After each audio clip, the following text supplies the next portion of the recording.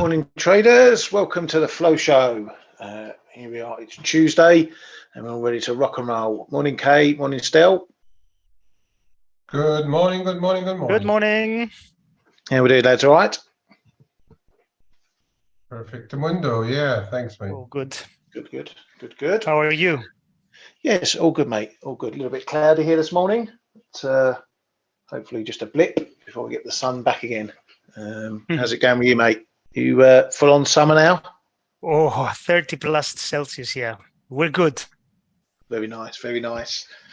Good to hear it. Right, well, let's get the show on the road, as we say. Going to start, as we often do, over in China, and some torpedoes sent out by officials overnight. They started by fixing the reference rate at the low end again, kept it under 7.21 by 2 pips.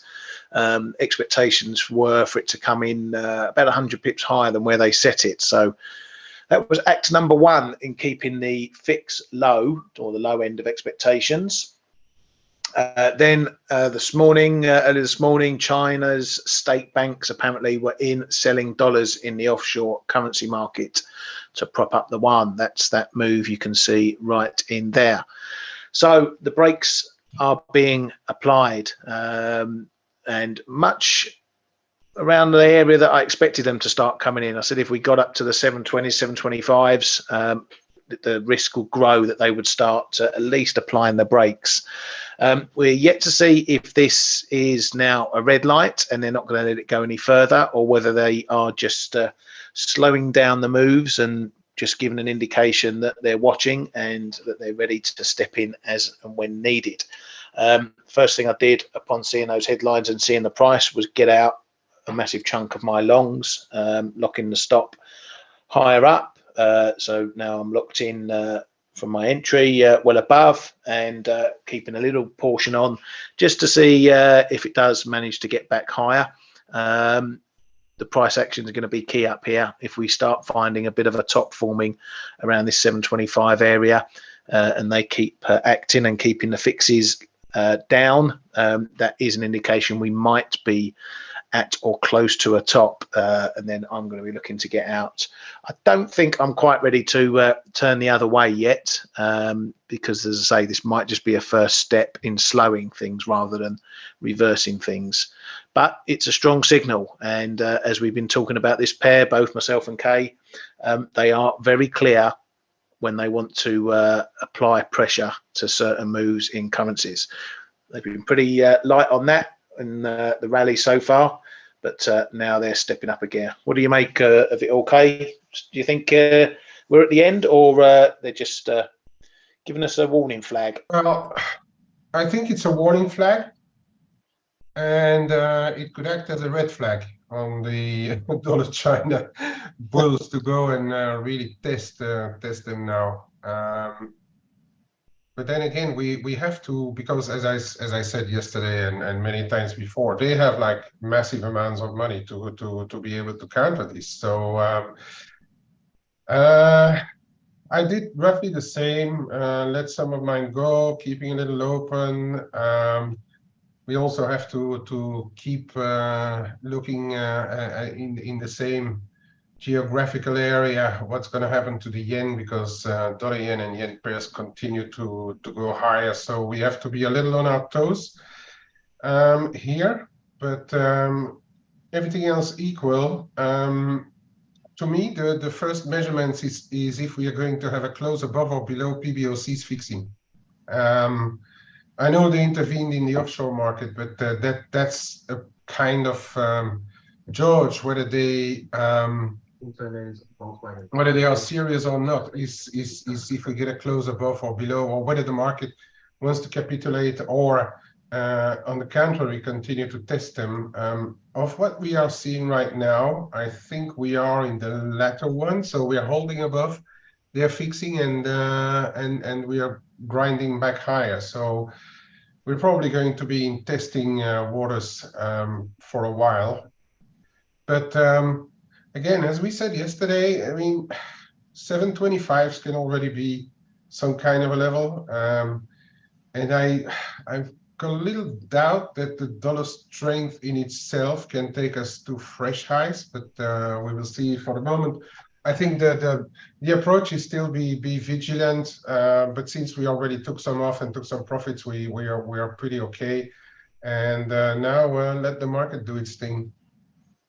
Yeah, I think looking at the price action, 350, 400 pips looks like a small knock on the head.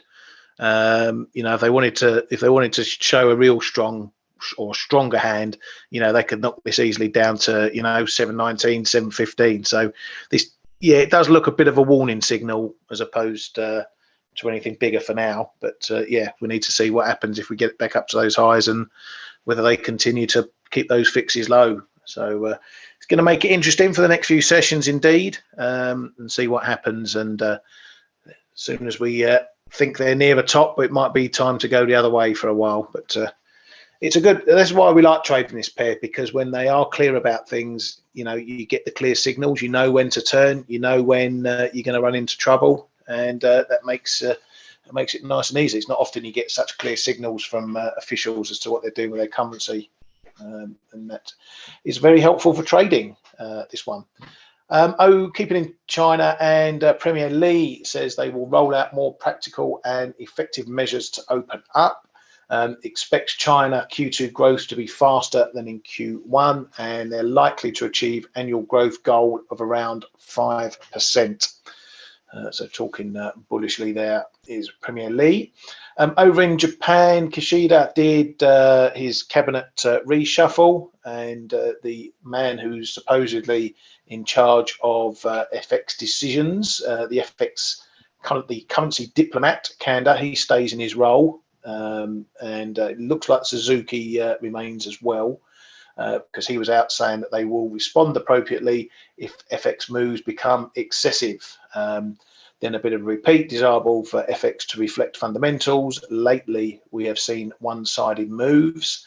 We'll monitor FX with a strong sense of urgency.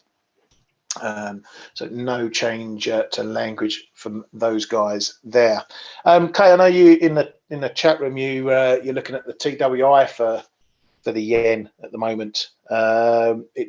It's below levels that we saw back in September when they intervened, October. No, we are just above, but Just above, is it?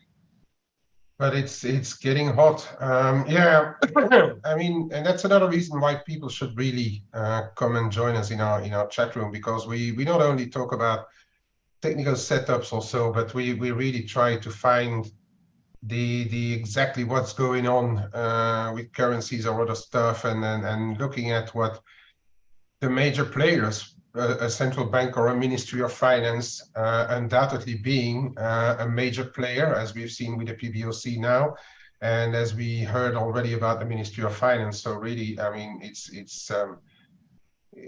really worth joining the community, just because we have been talking about that this morning, and we are getting to very interesting levels, which not only because of the jaw burning, but which can tell us that we are really close to levels where the risk materially increases for interventions. And if we look at the yen pairs this morning, it's again going. Dollar yen is at a fresh high right now. Yeah. And if you look at the euro yen, it's just explosive. And getting to know exactly what people are looking at is perhaps not half the job, but it gives us like very good information about what the future may look like for a currency or for an asset. Yeah, very much so, because we've been pointing out this difference for probably a few days now. Is that this is when this area here, this prior high up 148, was when dollar yen was up at the 150s, and then it started getting battered by intervention. So we are higher in a lot of yen pairs than we were back then when they intervened. So this shows you that this is a different trade, a different move to what we got back then. A lot of what happened in dollar yen, let's put it on a cleaner chart. a lot of what happened in this dollar yen move up to near 152 was in big part driven by the US side of things and what the Fed were doing, because while this was making highs, pairs like cable, euro, dollar were making lows, and yen crosses were not getting up to these sort of highs. But now we're seeing yen crosses higher than they were back when they intervened. So this shows that it is a bigger yen problem than it was back then. And as Kay mentioned, and as we're talking about in the room, looking on a trade weighted basis, potentially that's what officials are looking at, and they're seeing that yen is all over much weaker. That may give them the ammo to intervene fairly soon. It may not just be dollar yen that triggers it. It may be some of these crosses and the yen overall that will do so. So with everything danger territory, we know, as we mentioned yesterday, probably a couple of steps from them intervening, at least from the language perspective and what they start throwing in, speculation, not moving in line with fundamentals. If we get those comments dropping, then get the tin hats on, I think. But we always have to stand for the risk that they don't do that and they just come steaming in with some intervention. If we see, pairs like this ripping another 100 pips higher today, I think, yeah, it's definitely time to get the tin hats on. But we can only sit and watch and wait and let them decide when and what they want to do. Over in Germany, the Bundesbank, they had their latest monthly report out, and they said the German economy has bottomed out and they expect slight GDP growth in Q2. This is the Bundesbank that said growth will be positive in Q1, and then I think that later on the afternoon after they said that, or later in the day, we got the GDP report that came in as a negative number. So I'm not going to take too much to heart what the Bundesbank say, because they were wrong.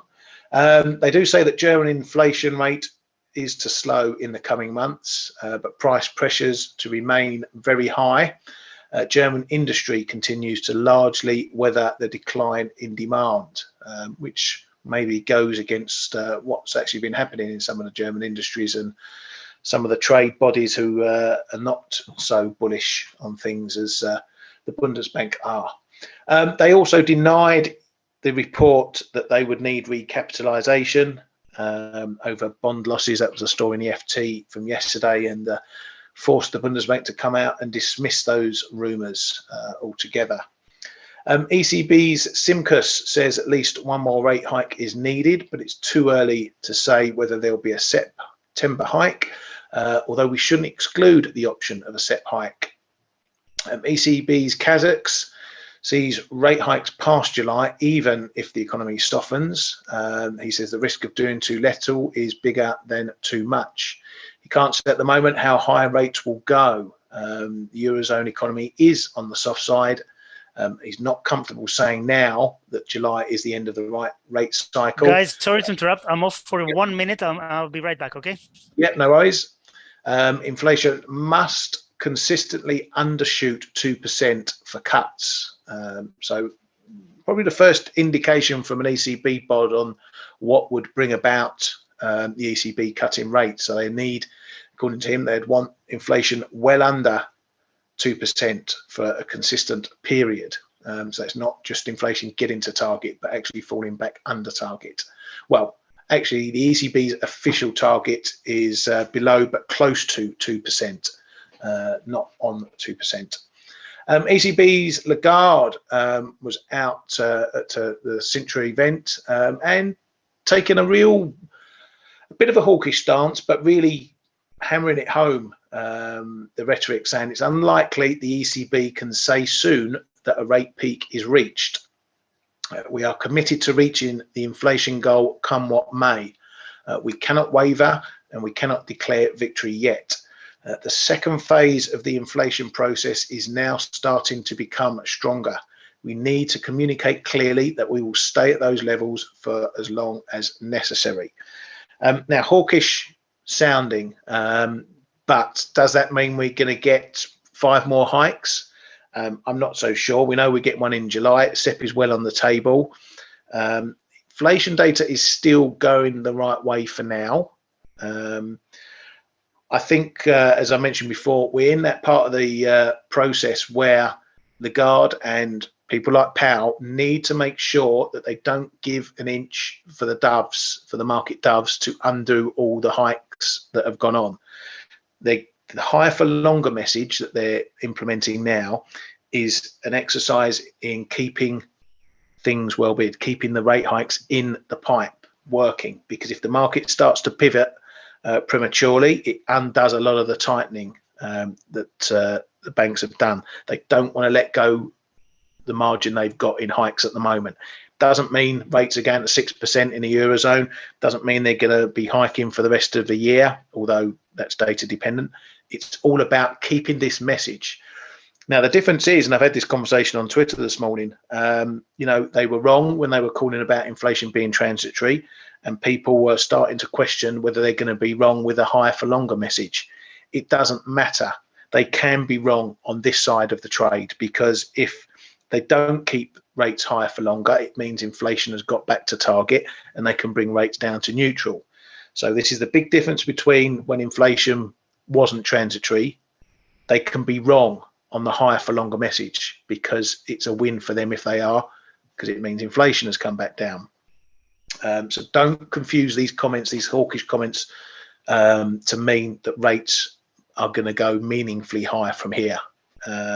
It's all down to the data, yes, but you know, I wouldn't go buying euro dollar on comments like that from Lagarde on the thought that rates are going to 6%, because that's not going to be the case right now.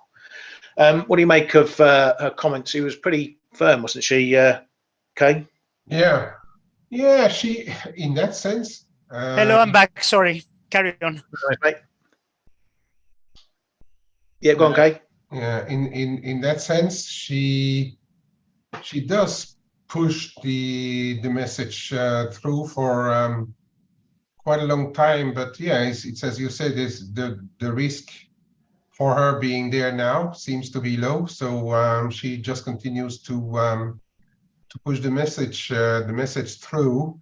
And also it's in reaction to what the market tries to do, and is to counter whatever those central banks may say that they will do, or keep the rates for higher for longer. The market always tries to go the other way, and it's perhaps part of the message is just to tell the markets, don't mess with us right now, or don't start to reprice stuff that should not be repriced now, or we don't like it when you do that. So that's also part of the message, I reckon.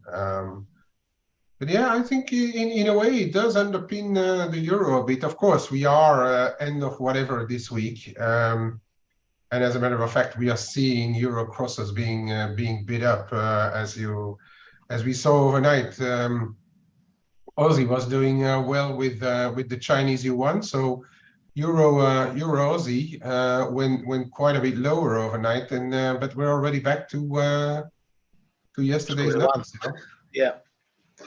Yeah, and that the Aussie did get a bit of a lift. And I think that's telling for what's happening in the euro right now.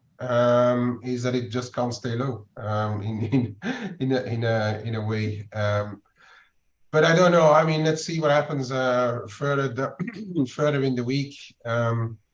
It's a bit tough to trade long term when you are in a week like this, when short term flows are so important for where the market is going right now. Yeah, exactly. Right, let's move on quickly to the Bank of England. There was a poll out from Reuters showing that many analysts expect the BOE to lift rate by 25 pips in August, and then another 25 in September.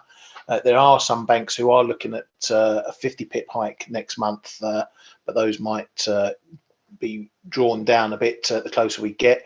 Market still thinking a terminal rate of around 6.25%, which I think is very punchy still. But most of the market thinking that we've got two more 25s to come, at least August and September. BOE's Dingra, one of the non-voting members for hikes, wanted to stay unchanged at the last meeting. It says the MPC is focusing on services and core services inflation. Wages are responding to inflation with a lag. There's also a lag between falls in PPI and CPI, which she puts at 1 or 2 quarters. I think it might be a bit quicker than that, but she's probably not far off on that metric. So that's why we're keeping a close eye on the PPI, because it will be a driver of inflation with that lag. I thought the pound might have got a bit of a lift on this headline, but there seemed to be little movement. And that's UK Chancellor Hunt says he will sign a memorandum of understanding with EU on cooperation in financial services. This one had been sailing under the radar for a while. What's going on between obviously the UK and EU on financial services due to Brexit. An MOU had been on the table for quite some time. Unless I missed something, this is now popped up again, and that one will be signed, which I thought might be, as I say, a bit positive for the pound, but it didn't really react on that.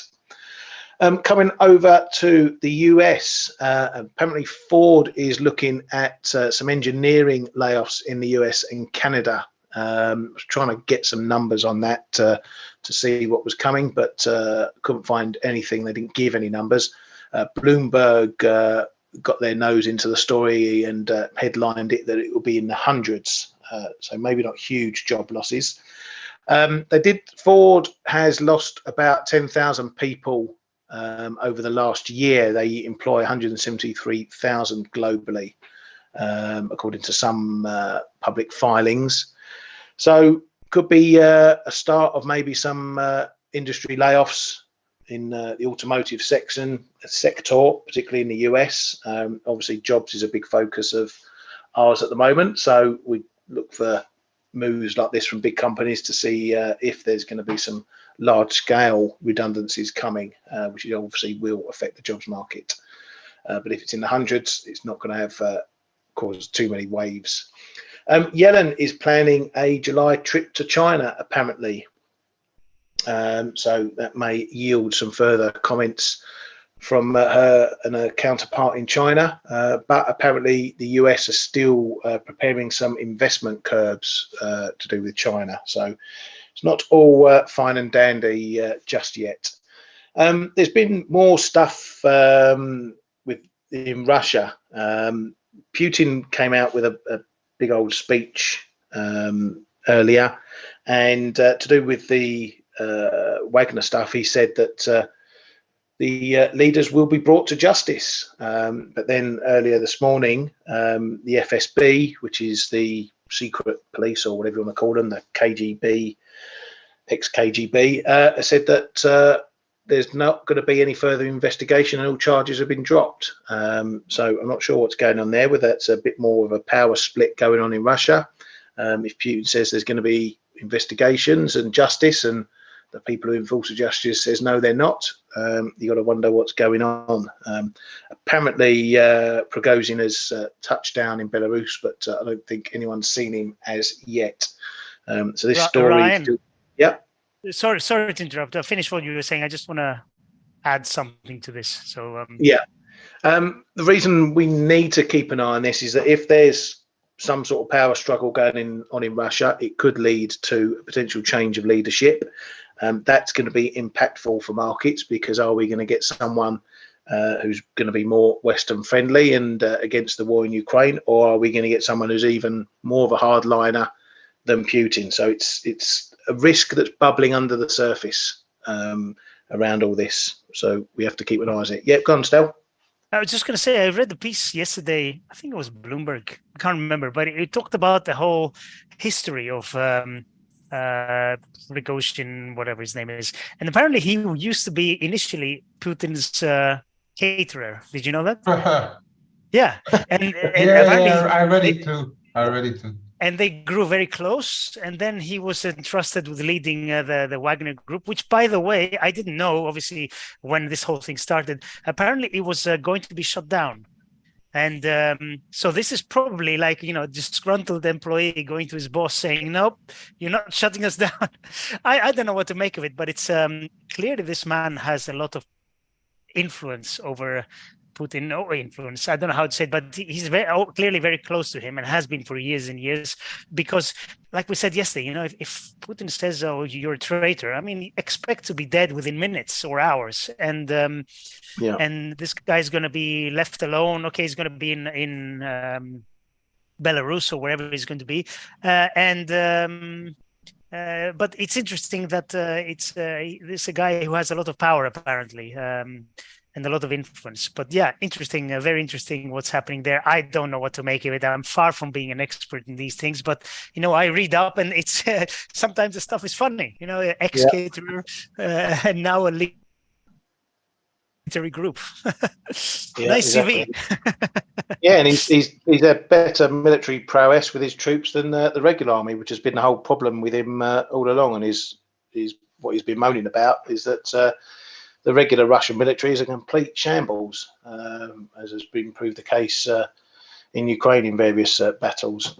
But anyway, something to keep an eye on. As I say, if there is the possibility of a leadership change in Russia, it could make things worse rather than better. And that's something the markets will pay attention to. I don't know if you two chaps, any other headlines that you've spotted you want to throw in before we head to the charts? No. No, not really. It's been relatively quiet on the geopolitical. Well, the only thing is that, just as a reminder, we still have the ECB forum ongoing, but the major meeting or session will be tomorrow, right? With Powell, Bailey, Lagarde, Ueda. So, but it's ongoing, so we can't exclude a few headlines here and there.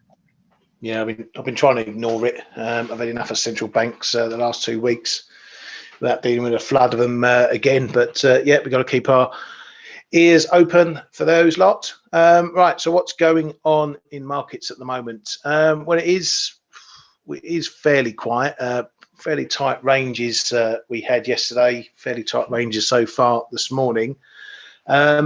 Euro dollar's just pinching up against an old trend line around this 109.40 area. Has been a bit of an on-off level. This trend line is a longer term trend line for me, coming in from, as you can see there, way back in 2017 through the lows in 2020. So that's what we're nestling up against at the moment. If we get above there, we're probably going to head up towards 110 initially. I'm eyeing this one this week for potential short if we get a move up above 110, maybe to 111. If it's looking like it's a fixed-led move, I'm thinking just to have a little go perhaps here at 111.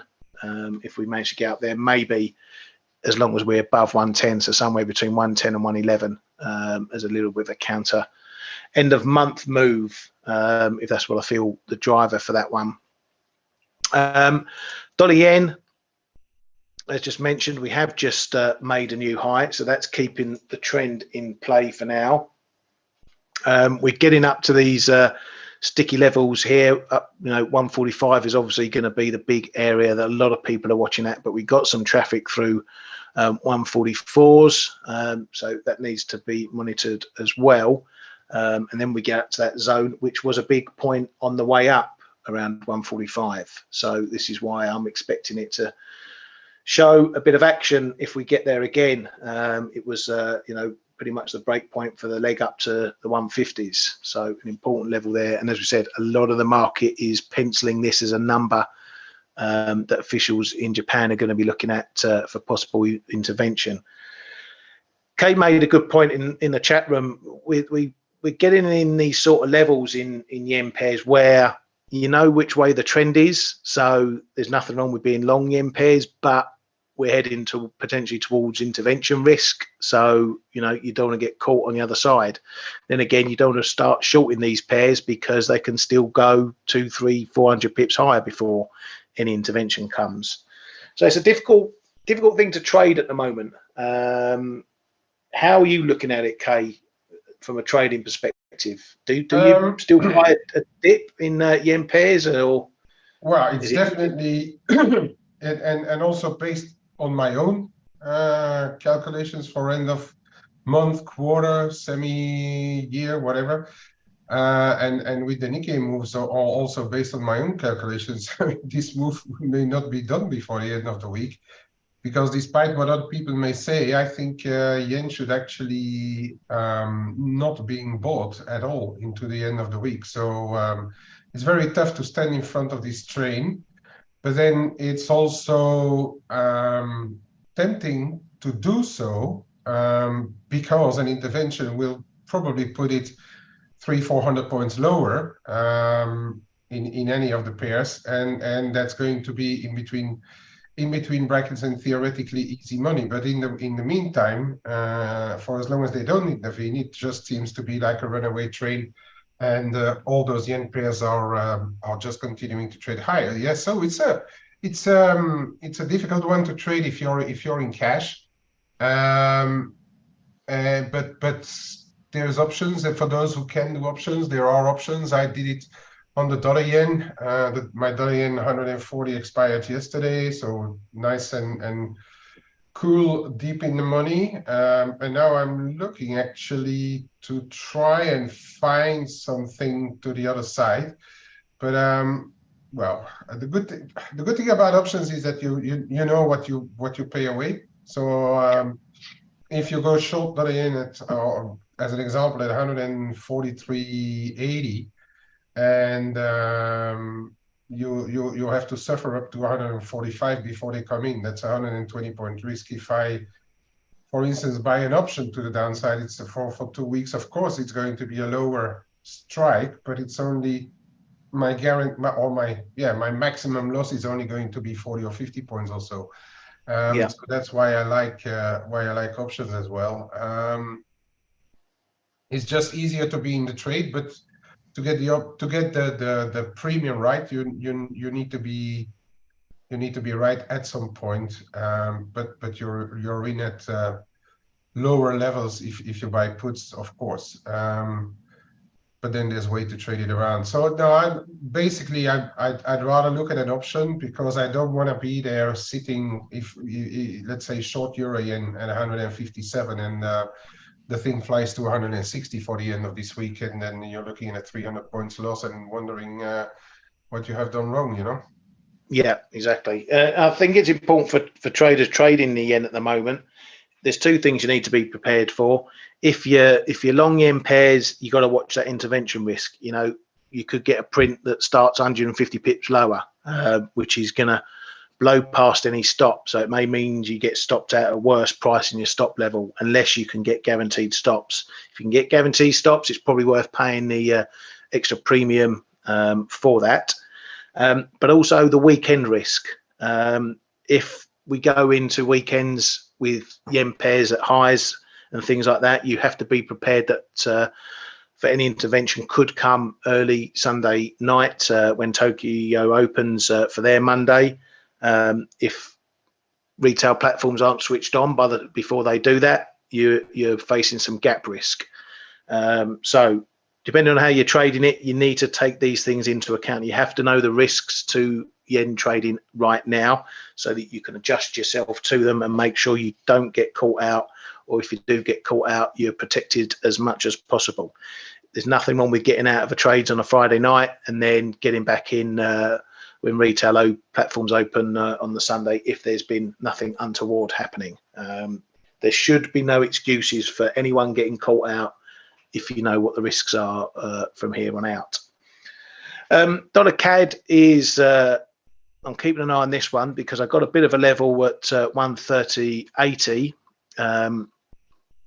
down here. You can see it's been a bit of a historical level. It was a break point on the way up, so I'm eyeing that as a potential support point, decent support point from this move. Now we're well through 133s and 132s. Obviously we're going to see some stuff coming in at 131, the big figure. But 130.80 is potentially a bit of a line in the sand for another leg lower. So I'm going to be eyeing that for a potential scalp at the moment, because everything going on with end of whatnots this week could be some funky moves. So I'm not going to stick a lot of money on it if I ever go, but I might try a little knife catch on that one, starting around 131s perhaps. Stick a stop just under that 130.80 level. As mentioned, back on the dollar China, just coming in. So we have had the warning shots fired. The levels are pretty much standing up. We've given a bit of a bounce now. So the levels down at 720s, I think, are going to be important now on a technical basis. If we blast through below there, we're probably going to find that we've got a top in place.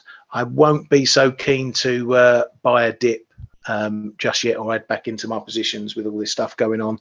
I want to see what happens up here at the top. 125, as I said, is potentially now going to become a level for that one. So yeah, this might be one. I'm just going to manage what I've got rather than look to add any more on, but we shall see and play the reactions that we get from China. Also, as mentioned, Aussie dollar found a bit of support at the bottom of this zone that I had, this 66, 60s, 80s area. Spent a couple of days down here now from Friday through yesterday. That was the springboard for a move up on that China news. Aussie bounced, couldn't quite get much higher, so fairly dead cattish bounce, especially what it looks like now. We're just holding the top of this zone on the retest at the moment, so potentially a bit of a bottom form here, short term or otherwise. It's going to need a break of that, obviously, to give us a kicker lower. So for now, that's becoming a bit of support area. If you want to try longs, that's your area. You don't have to throw a lot of it below 66, 40s, 50s. You're likely wrong, and we're heading back down towards the low 60, 60s for that one. Up top, 60, 740, bit of an old level, another one of those old levels, but 68 has become the number again. On top, we had a couple of nose pokes last week, but it's solidified once more, so that's the main topside area for that one. I've not got, well, all I've got on the books at the moment is my dollar yuan, sorry. I'm just going to be looking to see what happens over this week, and if we get any moves that kick things out of sync. Euro sterling, I was thinking we might be heading for a move down to that 85 level at last, but looks like there's going to be more hard work for that one to see that, because now we're having a bit of a bounce, getting back up towards 87. Same old levels are in play up towards 86, 35s in this 45 area, then 86, 70, then getting up towards the big 87, 87, 20 area. The levels are still the levels. Again, this one needs a bit of patience because it is playing nicely with the techs, but I think there's still a bit of indecision in these moves down here as to whether it really wants to move higher or whether we're going to have a crack at the downside.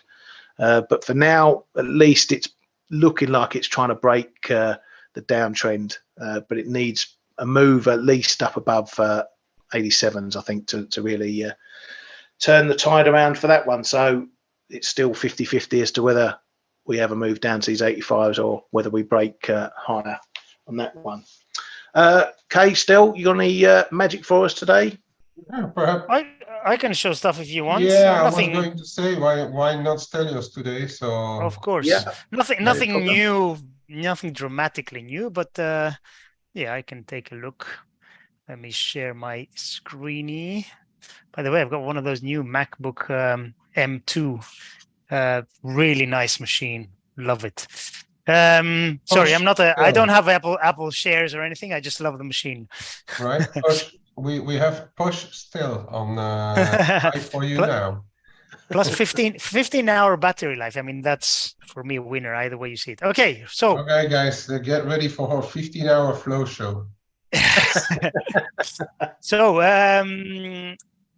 what have we got in the big picture? The big picture for me remains the same. I still think, and I know it's controversial for now, I still think that the Fed will probably not hike again. And I know we're pricing 70% chance of plus 70-something% chance of a hike in July. I think numbers are going to start looking worse, and inflation is going to keep going lower, and the Fed will have more excuses to pause. And frankly, you know what they did last time. We said it again. I'm going to say it before, one more time, just in case people haven't heard it. what they did is they said we're skipping, but we're going to be hiking twice more. That doesn't make sense to me. If you're going to be hiking twice more, hike once now, and then maybe see how it goes, and then adjust. So I'm of the opinion that you should look at what they're doing and not what they're saying. And what they're doing is they didn't hike. So I think the chances of them not hiking are a lot higher than what the market's pricing. For this reason, I think that we have now reached the top in the yields, and in my opinion, it's going to take a very unlikely scenario for yields for the 10-year US to go above, say, 3.94%. It's either going to take inflation turning to the upside, which is not my base case scenario, or some kind of black swan events, which we cannot really anticipate. So having said that, and thinking that yields are going to be dropping, I think these lows are going to be tested, and I think we're going to break below, because globally, economic data is already looking weaker. If you look at PMIs, mainly the only thing that doesn't look weak is employment, but that also is starting to change. Initial jobless claims in the US is higher than, let's say, the past year or so, or 12 for 24 months average. And the question is, will this stick? Will this be sticky to the upside, the unemployment? I mean, if it is, then I think the Fed will have no doubt and no hesitation in pausing. So I think yields are going to be turning lower. And also another thing I've mentioned before here, I have, I speak to a lot of people. I have friends who are not traders or bankers, but they are pretty wealthy, and pretty much everybody says these are really nice yield levels to be buying bonds. Any kind, corporate bonds, government bonds, they're a lot more reasonable for the risk that you're taking. Up until a couple of years ago, you were getting, 4% yield on junk bonds or 5%, which is ridiculous. So now the yield that you're getting is more in line with the risk you're taking. And having spent 15 years or so of basically zero yields or close to zero for something safe, having 3, 4, 5% is very, very attractive. So I think there's going to be a lot of structural demand in these in bonds going forward. Obviously, excluding any kind of major black swan events, which, as I said before, we cannot foresee. So I think 10-year US is going to be grinding lower, and as a result, initially at least, I think risk will continue to see support. Having said that, I think that we can have easily a situation where yields are dropping and equities are dropping as well, because equities are still overvalued, in my opinion. And it doesn't make sense for equities to be where they are, but they are, and we're trading. Technically, we've seen a big breakout, in the S&P, for example. 4,200 was a big breakout. 43 is another big level. As long as we're trading above 4,300 in the S&P, I think we are firmly bullish, and I don't think there's any doubt about that. Am I saying, go in and get long here? No, I don't think so. But a retest of 4,300 is probably not a bad place to be if you have a bullish view, to be taking a nice risk reward long. As with everything, position sizing, stops, very important. We don't need to repeat all that. But for me, equities remain bullish. You have obviously some outperform, some underperform. The Nasdaq was outperforming on the way up. I mean, look at this move here from March to the highs here. I mean, that was what, 3,000, so 30%. Yeah, that was a pretty big move. And if you look at the move from the lows here, if you take this up to here, 23.6 is around 14,000 and change. We're still not even retracing 23.6, which is, any way you look at equities, they still look bullish. And I know it doesn't make sense for them to be up here in terms of valuations, but this is what we have. So I would still say, if you try to short these strong equity markets 9 times out of 10, at least now you're going to get burned. So you be very, very careful. The Dixie is another one that I think is interesting. I'm going to get rid of this now. It is, let's see. It's still looking bearish for me. Actually, no, it's not bearish yet. It's going to be bearish below 100.80. But for now, look at these bounces. They are feeble. And this is the lower high. The lows are actually the same, but look, this is a kind of consolidation pattern which theoretically should point to the downside. So I want to be a seller of a seller of the Dixie on rallies. So a seller of dollar on rallies, yes, but not here. I will definitely short if we break or when we break below here, simply as a technical event. I know it could be, you know, sometimes it turns out as a false breakdown, etc. But I think if and when we do break down below, it's going to be a relatively easy trade to start. So I'm waiting for that. For the moment, I am, you know, I'm not bullish, I'm not bearish the dollar yet. We are still consolidating sideways, but I think this, the most likely scenario is we break lower. So on the euro dollar, which is the opposite of the Dixie, I would say any kind of venture into the high 106s is not a bad buy in my opinion. We'll see how it goes. Obviously, we're not close to that at the moment, but this is what I'm looking to do. The cable is, and sterling in general, I will repeat, I think it's one of the currencies that's going to be, excuse me, outperforming this year or for the next few months. And I've said this for a few weeks now, and it's been doing well. You know, this breakout here, okay, we retested, but it is looking relatively strong. I want to be a buyer of cable on sell-off. So if we get close to this 26.2, 26.3, so 100 pips below, I think this is something I'm going to give it a try. And euro pound a lot cleaner for me as long as we're below 87.2. Nothing in any way bullish about it. You know, it's still looking as bearish as it can be. Nice little consolidation here after the impulsive move.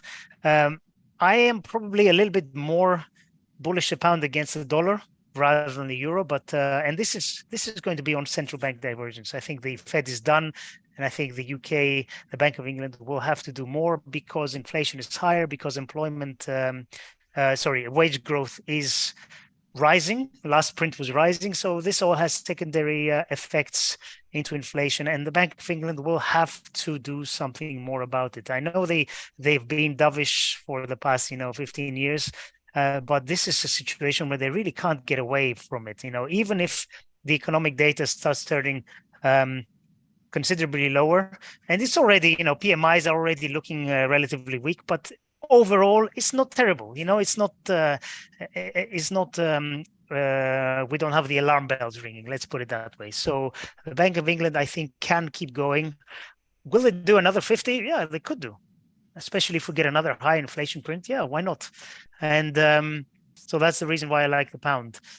Elsewhere in FX, the yen, I have no idea what to do with it. Eventually, I want to be long yen, so short XXX JPY pairs, but where do I do that? I don't know. Look at this. I mean, this is just a very nice ascending move, which at the moment is showing no signs of abating. So I'm not touching it at the moment. Norway is something I want to be long of. So short euro Norway, dollar Norway. I tried a couple of times in the past few months. It didn't turn out well. So, thank God that I had a small size and tight stops. So it didn't really dent my account, but they were not successful. So I'm going to try again. Maybe dollar Norway is the one I want to look at more than euro Norway, simply because I like being short the dollar more than I like being short the euro. Yeah, don't know where yet, and I'm going to be looking at technicals. I'm going to be looking at what Norges Bank does, because let's face it, they're the main driver of Norway recently. Even oil doesn't really manage to move the krona, where it used to be a very, very good correlation. So I'm just observing this one as well, and I know Kay is doing the same. And this is a widowmaker. You can really get burned. And I mean, look at this move here. I'm sure lots of people got absolutely smashed into this rally here. So, go on. Yeah, I think still for those who want to play it very short term, and I'll be looking at it tomorrow, 4 p.m. London time, maybe giving us a bit of an opportunity. for end of month reasons. And then we are expecting on Friday Norges Bank to tell us what they are going to do with their FX for the next month. So from I say tomorrow evening until Friday, of course we are going to have the EU CPIs in the middle of it as well, but to eliminate them, perhaps we have to look this time at dollar Norway. But I'm going to keep a close eye on this one on come tomorrow 4 p.m. London. Okay. Well, I'm going to be looking at it as well. I'm going to be following what you do. Yeah, but then only for a couple of days, until we know of the Norges Bank. But if they start to change, because they were not happy, right, about the Norwegian kroner over the meeting, their monetary policy meeting, they were not happy about the kroner. Kroner did react some, but then we had those pretty violent spikes over a couple of days sessions. But I think I don't know, something tomorrow around 4 p.m. London time, maybe a moment to carefully watch dollar Norway. Yeah, and let's remember the depreciating krona means that this is inflationary for the country. So they're hiking 50, trying to tame inflation while selling kroner and causing inflation. It doesn't make any sense. But so one of the two has to stop. Yeah, I mean, they're a combination of the Japanese MOF and the Bank of Japan. MOF tries to strengthen the yen, where the Bank of Japan goes like, "No, we don't change anything to the monetary policy. Just go on, hit me." Yeah. Well, I hope both of you, especially Kay, are sitting down, because I'm going to show a chart after you're done still, and if Kay's not sitting down, he might fall over. Okay. Well, I'm waiting for that. Okay. So 2 more things I want to look at. One is cryptos, which did break out of this descending trend line resistance on the back of the BlackRock ETF. Again, I'm not convinced that having another ETF or having another way for institutional money to be speculating and trading on cryptos is good for the value of cryptos. Remember the big drop in, let's go back. This drop here, December 21, or was it this one here? One of these 2 peaks was just after the first ETF or was it the future? I can't remember. Some kind of instrument was set up to be able to trade. When futures first started trading. Futures, yes, the first spike that got the first spike. There you go. Yeah. There you go. So futures were introduced, bang. So is this good? I'm not convinced, but the market seems to like it, and they've outperformed. Remember, I was saying for a while before that crypto is going to be underperforming equities unless there's some kind of event or tape bomb. Well, we got it. Before that, they had been creeping lower in a really not bullish way at all. But this event obviously broke above. And now we're testing 31K, which is the previous high and really, really important level. And also, if you go back, this level, region around 28 to 32K was quite important. There was a lot of traffic there. So interesting levels for cryptos. I'll tell you what, if you had been long and caught this move, definitely an area to let go of some. I mean, it for me, it would make perfect sense. Ethereum is trading worse. I mean, that's also bounced, but it's not near those highs before. I'm not trading these. I haven't traded them at all. And going back now down to metals, interesting levels here as well. We did break below that 1925, 1930 area that we're talking about, but we are trying to kind of ease back inside. It's a tricky situation. I think yields yields not rising is going to be a boost for metals, but I still think it's a 50-50 that we actually break below, go towards 1840, 1850 in gold, and 22 or sub 22 in silver. So I wouldn't be hasty to get into this if you're considering it now. I have a long in my full-size long position in silver, but 10-15 cents offside now, but I want to, for the first time in ages, I'm going to add more than a full position on this because I really like it. Look, this is an area I had circled. We came in, we bounced, but it's really not convincing yet. We have to break really above 2450 for me to say, yes, this was the low and we keep looking higher now. So a long way to go. And if we do turn around and break, then we're going towards, well, 19. I don't know. It's a long drop from there. So there's a level of 20, but really the big support areas in the in 19 roughly. So I would say patience with that, and that's pretty much it. So I'll give it back to you, my friend Ryan, and you can show us the chart. I'm sitting down. You're sitting down. Okay, sitting down. Now I hope it works. Let me try and grab the screen. Here we go. Can you see that all right? Yeah. Yeah. So I was talking about Euro knock on the trade-off with Michael Brown yesterday, and just looking at the chart, I was looking at it thinking, talking about whether we can get up towards these highs again, whether we have another crack up there, or whether we find top. And look, hey, I found the head and shoulders for you. Yeehaw! Wow. And you know me, I hate head and shoulders, but I had to pick up on this one because it looks fairly clear. I mean, forget whether I'm right or wrong with my trend line across there. That was just marking across the tops, but it's looking a bit head and shoulder-ish on that one, and could finally get a move down to that 38.2 fib down there. So look at me and me head and shoulders on that one. Welcome. Just shows you can teach an old dog new tricks. No, I'm not going to trade it. But yeah, I thought I'll pull that one out of the hat. Back to the loonie, folks, because the data we've got this afternoon is we have Canadian CPI out today. So we know that the Bank of Canada stopped their pause and went to a hike. The market is probabilities of a 64% chance of another 25 pip hike versus the balance to keep rates unchanged. Inflation, headline inflation is expected to drop a whole 100 pips to 3.4%. Let's get that up for you now, just so you can see the expectations.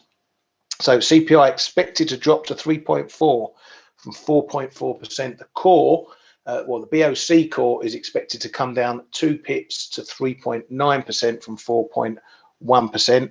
And then they have a ton of other core measures. That's the BOC core, that one there. Then we have the core common, also expected to dip back. The median, the trimmed, all the core numbers expected to pull back a bit. So look out for that one if it surprises to the upside, if it beats expectations, or even if it goes higher than previous months, because that's going to feed into rate expectations. As we are data dependency trading, and I think I'm going to coin the hashtag DDT, we get to see if the loonie is going to move around on this data significantly. We saw big moves in the euro and the PMIs on Friday. This is pretty big data for the BOC, so keep that one in mind for the loonie. As much as I'm looking at that 131, 138 area, I'm going to be careful when there's big data like this about and see what that brings. So that's for this afternoon. We do have US durable goods as well, and some house price data from the US, as well as US consumer confidence as well later on this afternoon. So some decent data points to keep an eye on. Watch out for those inflation metrics in the consumer confidence number. That's the conference board stuff, not the Michigan. So the bigger one. And as we say, new home sales there, and some other smaller regional manufacturing services indexes later. And that'll do us for today, I think. Thank you, as always, to you folks for coming to the show and supporting us here. Thanks, as always, to my colleagues Kay and Stel for their valued input. Have a great day, everybody. Why do you always say K and Stel and not Stel and K? I'm offended. Alphabetical, mate. Alphabetical. True. Thanks, Ryan. Thank you, And Kay. that's how it appears on the screen as well. So, yeah. Cheers, guys. Thanks, guys. Thanks. Bye-bye.